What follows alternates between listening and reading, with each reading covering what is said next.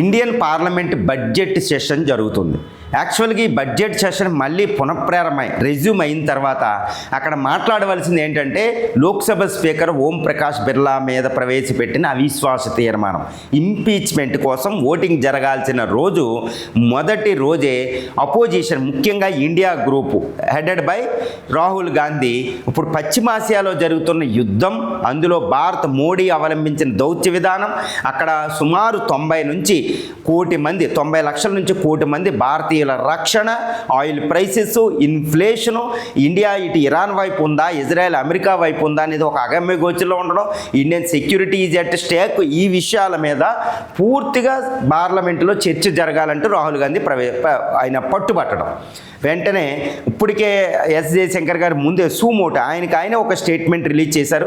ఆయన ఇచ్చేటప్పుడు పార్లమెంట్ నుంచి అపోజిషన్ వాకౌట్ చేయడం, ఇదంతా గందరగోళమైన పరిస్థితి. అంటే ఇరాన్, ఈ అమెరికా ఇజ్రాయెల్ యుద్ధం ఇప్పుడు ఆ ప్రకంపనలు ఈవెన్ ఇండియన్ పార్లమెంట్లో కూడా వచ్చేసినట్టు తెలుస్తుంది. ఈవెన్ యూకే పార్లమెంట్లో కూడా ఇలాగే ఉంది, అమెరికన్ కాంగ్రెస్లో కూడా ఇలాగే ఉంది, ప్రపంచవ్యాప్తం. ఇప్పుడు ఇండియాలో కూడా పార్లమెంట్లో ఈ చర్చ జరగడం పెద్ద విచిత్రమేమి కాదు.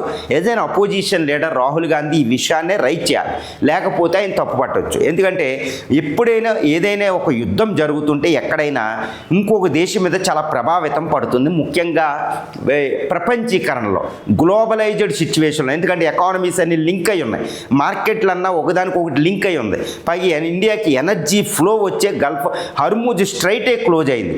ఇండియాస్ ఎక్స్టెండెడ్ నైబర్హుడ్లోని యుద్ధం జరుగుతుంది. ఇటు ఇరాను, ఇజ్రాయెల్ మిత్ర దేశాలు, అమెరికా మిత్ర దేశం, ఇరాన్కి సపోర్ట్ చేసే దేశాలు మిత్ర దేశం, ఇరాన్ విక్టిమ్స్ మిత్ర దేశాలే. కాబట్టి ఆ ప్రాంతంలో ఇండియా ఏ వైఖరి అవలంబించినా ప్రాబ్లం అయిపోయింది.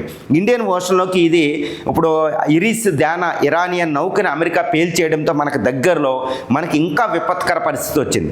ఇలాంటి పరిస్థితులు అయతొల్లా అలీ ఖైమోనీకి మరణించిన ఆయనకి సంతాపం మోడీ గవర్నమెంట్ తెలపలేదు. ఈవెన్ లాస్ట్ డే అంటే 8వ 7వ రోజున ఈ అమెరికా ఇరానియన్ యుద్ధ నౌకని ముంచేసినప్పుడు మనం ఇంకా ఇరాన్ వైపు మాట్లాడాల్సిన పరిస్థితి వచ్చింది. లేదా ఇరాన్తో పూర్తి చిత్రత్వం వచ్చేటట్టే అమెరికా మన మీద ఒక కుట్ర పన్నిందనమాట. వెంటనే ఇరాన్ 2 నౌకల్ని మనం ఆశ్రయించి కొచ్చిన్ పోర్ట్లో, తర్వాత వాళ్ళకి సకల సౌకర్యాలు కల్పించి మన అతిథిగా వచ్చిన నౌకకి అన్నీ చేసి ఈ గెస్ట్ ఆఫ్ ఇండియాని మేము బాగా చూసుకోవాలని మోడీ అడ్మినిస్ట్రేషన్ చెప్పి అమెరికాకి షాక్ ఇచ్చి ఖైమోనీకి ఎంబసీకి ఫారిన్ సెక్రటరీ విక్రమ్ మిశ్రీ వెళ్ళి సంతాపం తెలడం జరిగింది. అంటే ఏంటి, మొదటి 7 రోజుల యుద్ధం సమయంలో ఇండియా ఇటు ఇజ్రాయెల్ అమెరికా పక్షాన్ని వహించిందని చెప్పవచ్చు. అందుకే ప్రైమ్ మినిస్టర్ ఇటు సౌదీ అరేబియా, యుఏఈకి ఫోన్ చేసి మేము ఇరాన్ను దాడిని మేము ఖండిస్తున్నామని ప్రైమ్ మినిస్టర్ చెప్పడం జరిగింది.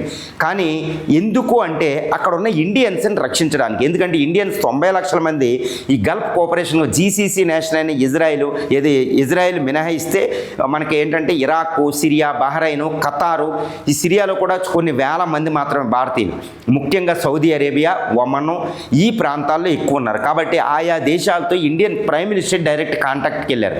ఎందుకంటే ఇక్కడ ఎస్ జయశంకర్ గారు అన్నట్టు we are Indian interests are overriding అనే పదాన్ని ఉపయోగించారు. మన ఇంట్రెస్ట్ ఏంటి, 90 లక్షల మందిని రక్షించడం, వాళ్ళని తీసుకురావడం చాలా కష్టం. అక్కడ ఆ టైంలో వాళ్ళని రక్షించడం, ఇండియా ఎనర్జీ ఫ్లో, మన భారత సంబంధాలని పునఃప్రతిష్ఠించుకోవడం, అక్కడ చాలా జాగ్రత్తగా కాపాడుకోవడం, ఇవే మెయిన్ ఇంట్రెస్ట్స్.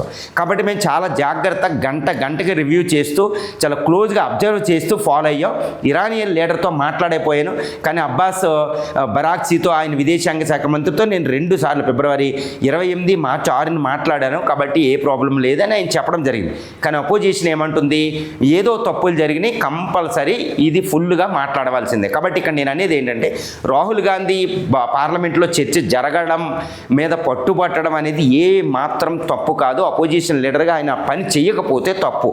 కానీ దాని వ్యతిరేకంగా కొన్ని మీడియాలో వచ్చిన ఎలాంటి మనం చెప్పకూడదు. అపోజిషన్ లీడర్ రోల్ ఏంటంటే డిస్కషన్ అయ్యేటట్టు చేయడం.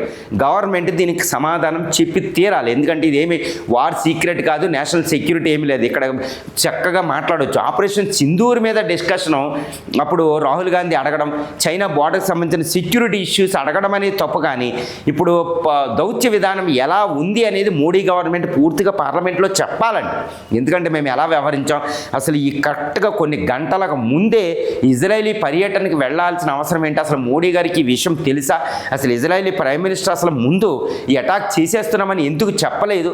ఆయన ఒక కుట్ర పడినట్టే. అసలు ఎందుకు భారతదేశం ఇబ్బందికరమైన పరిస్థితికి వచ్చిందంటే, మొదటి ఒక 1 వీక్ వార్లో ఇజ్రాయెల్ పర్యటనకి మోడీ వెళ్ళడం, ఇజ్రాయెల్ పర్యటనకు మోడీ వెళ్ళడాన్ని ఒక కవరప్గా చేసుకుని ఖైమేని బయట ఉన్నప్పుడు మిసైల్తో అటాక్ చేయడం, ఇదంతా మనం చూస్తున్నాం. కాబట్టి ఇండియా ఇబ్బందులు ఎదుర్కొంది.